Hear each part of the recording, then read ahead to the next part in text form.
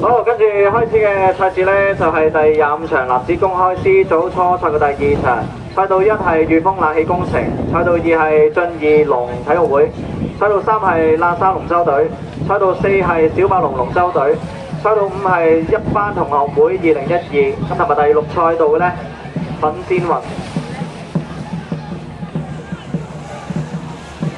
我見到呢第2場賽事嘅時候呢，似乎第2線道啊，俊義龍體育會呢好似領先緊。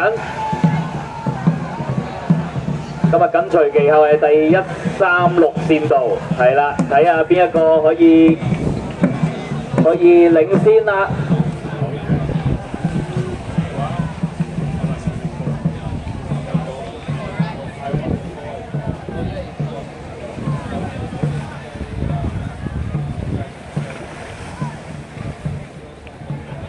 好啦，所有嘅建議咧，亦都係去到終點啦。咁啊，意味住第25場嘅比賽咧就完結。咁麻煩咁多位咧，盡快去到落龍區啦。